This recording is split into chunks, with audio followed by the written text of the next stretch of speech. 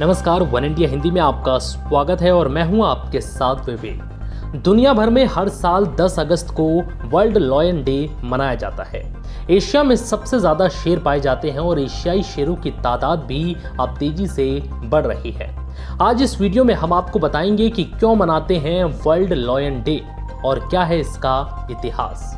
लेकिन उससे पहले बता दें कि आज वर्ल्ड लायन डे के मौके पर पीएम मोदी ने भी ट्वीट कर शुभकामनाएं दी।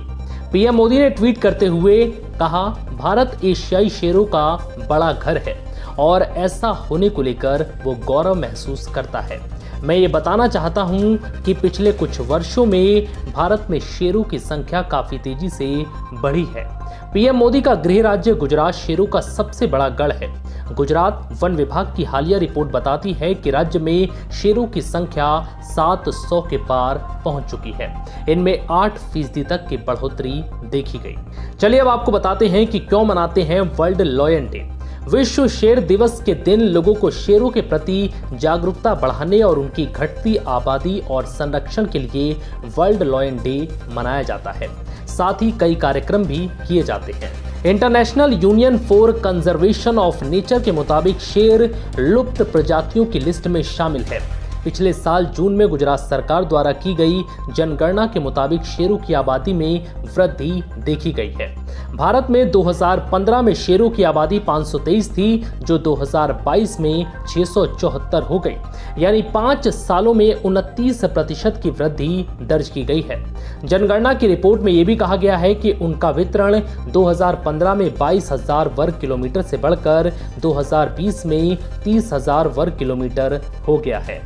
चलिए अब आपको बताते हैं कि क्या है वर्ल्ड लायन डे का इतिहास।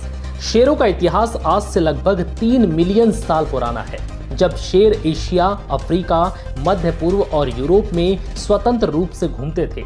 लेकिन बीते 100 सालों में शेर अपनी ऐतिहासिक सीमा के 80% इलाके से गायब हो गए। वर्तमान में शेर 25 से ज्यादा अफ्रीकी देशों और 1 एशिया देशों में मौजूद है।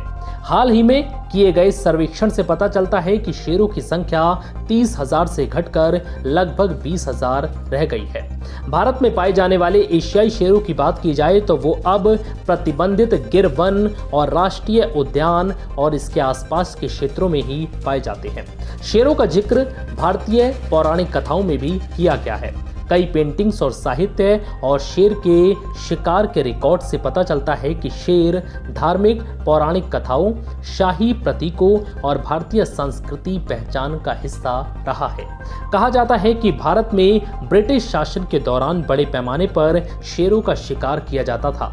उसी वक्त से उनकी अधिकांश वितरण सीमा और उनकी संख्या कम हो गई। फिलहाल इस वीडियो में इतना ही। नमस्कार।